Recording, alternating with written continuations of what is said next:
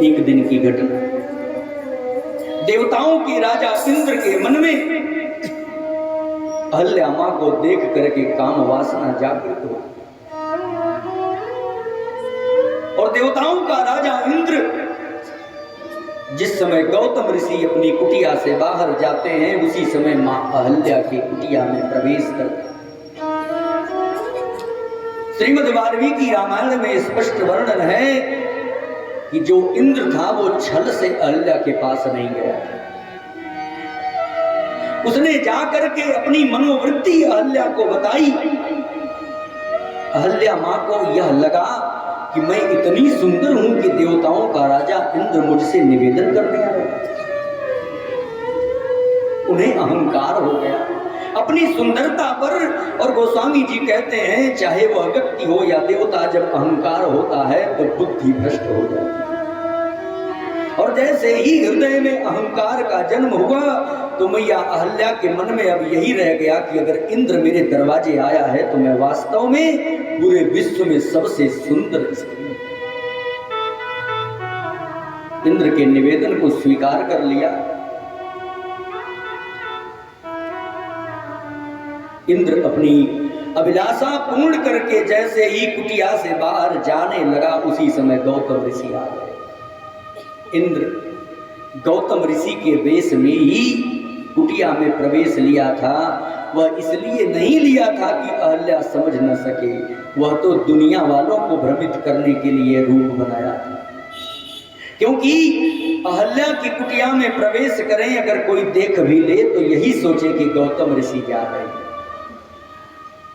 और जैसे ही सामने से गौतम ऋषि से सामना हुआ, गौतम ऋषि ने इंद्र को श्राप दिया।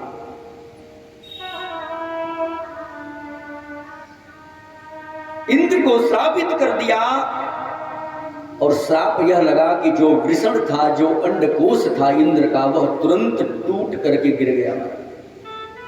श्राप दिया गौतम ऋषि। और जब इधर डर से कांपती हुई अहल्या की तरफ गौतम ऋषि ने देखा तो तुरंत जल अभिमंत्रित किया, और तुरंत जब अहल्या के ऊपर श्राप देते हुए फेंका, जा हजारों वर्ष तक तू इसी जंगल में, इसी कुटिया में पत्थर की बन करके भटकी। तू हजारों वर्ष तक वायु पी करके रहेगी, तू पूरी दुनिया की बात सुनेगी, लेकिन तेरी बात कोई नहीं सुनेगी। यह अकाट्य श्राप जब दे दिया, तत्क्षण वो मां अहल्या पत्थर की मूर्ति बन गई। इंद्र तो चला गया। कालांतर में समय व्यतीत होने के बाद गौतम ऋषि भी लोक को चले। लेकिन हे राम, आज तक ये ब्राह्मणी इसी जंगल में पत्थर की शिला बन करके रो रही है, और चाहती क्या है? चरण कमल रज चाहती,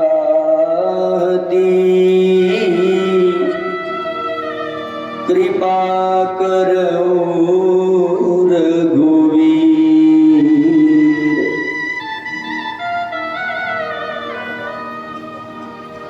गौतम नारी श्राप बस, गौतम नारी श्राप बस, उबल देह धरि धीर। चरण कमल रज चाहती, कृपा करो रघुवीर। हे मेरे राम, अपने चरण की धूलि से स्पर्श करा दो, इस अहल्या को नवजीवन प्राप्त हो जाए। राम जी ने सोचा कि मैं क्षत्रिय वंश में जन्म लिया और ये अहल्या एक ब्राह्मणी है, इस ब्राह्मणी के ऊपर मैं क्षत्रिय होकर के अपने चरण को स्पर्श कराऊं तो यह धर्म के विरुद्ध हो जाए। राम जी ने निवेदन किया पवन देवता से, और भगवान राम पत्थर की शिला के ऊपर चरण ऊपर तक रखते हैं, स्पर्श नहीं कराए, थोड़ी सी दूरी बची है। और पवन देवता से कहते हैं जब मैं चरण शिला के ऊपर लगाऊं तो उस समय ऐसा झोंका आए कि मेरे चरण में लगी हुई रज धूल इस शिला पर गिर जाए। गोस्वामी जी लिखते हैं, पर सत पद पावन शोक न सावन। पर सत पद, परसत का मतलब फैलाते, पद का मतलब चरण। चरण को जैसे ही राम जी ने फैलाया शिला के ऊपर तो हुआ क्या, परसत पद पावन, तुरंत पवन देवता आ गए। और जैसे ही पवन देवता आए तो भगवान के चरण में लगी हुई रज शिला से स्पर्श हो गई तो तुरंत शोक का नाश हो गया। गोस्वामी जी लिखते हैं, पर सत पद पावन शोक न सावन, सत पद पावन शोक न सावन। प्रकट भई तप पुंज सही, प्रकट भई तप पुंज सही, प्रकट भई तप पुंज सही। देखत रघुनायक जन सुखदायक, देखत रघुनायक जन सुखदायक। सन्मुख होई कर जोरी रही, सन्मुख होई कर जोरी रही। अति प्रेम अधीरा पुलक शरीरा, अति प्रेम अधीरा पुलक शरीरा। मुख नहीं आवई बचन कही, मुख नहीं आवई बचन कही। जैसे ही मेरे राम प्रभु की रज मिल गई उस पत्थर को, तुरंत वह दिव्य स्वरूप में अहल्या मैया प्रकट हो गई और कहती है, हे नाथ, मैं कितनी सौभाग्यशाली हूं, मेरे इतना कौन बड़भागी होगा। अरे अगर इस श्राप का फल यह मिला कि मेरे दरवाजे मेरे सामने मेरा राम आ गया, तो ऐसा श्राप मुझे हर जन्म में मिले तो मैं स्वीकार करूंगा। अहल्या मैया कहती हैं, मुनि श्राप जो दीना अति भल कीना, मुनि श्राप जो दीना अति भल कीना। मेरी गलती का जो श्राप गौतम ऋषि ने दिया वो बहुत अच्छा हुआ। क्यों? क्योंकि हे राम, न जाने अगर मैं तपस्या करती तो आपका दर्शन होता कि नहीं होता, लेकिन उस श्राप ने आपके दर्शन से जोड़। मुनि श्राप जो दीना अति बल कीना, मुनि श्राप जो दीना अति बल कीना। और इसलिए मैं मुनि का क्या अदा करना चाहती हूँ, परम अनुग्रह मैं मानव, परम अनुग्रह मैं मानव। हे राम, अनुग्रह, मैं ये अनुग्रह मांगती हूँ, उनकी बड़ी कृपा हुई और इसलिए मैं अपने को न बड़भागी मांगती हूँ न परम बड़भागी मांगती हूँ।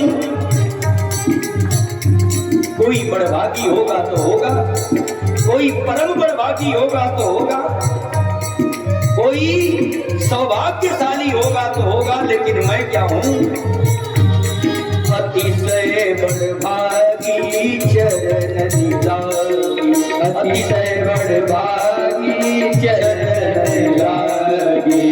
जुगल नयन जलधार बही, ओ जुगल नयन जलधार बही। अतिशय बड़भागी चरण लागी, अतिशय बड़भागी चरण लागी। जुगल नयन जलधार बही, ओ जुगल नयन जलधार बही। अतिशय बड़भागी चरण लागी, अतिशय बड़भागी चरण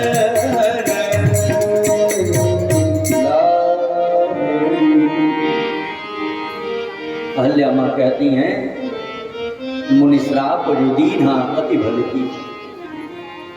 परम अनुग्रहमय मां, अतिशय बड़भागी चरण नैया,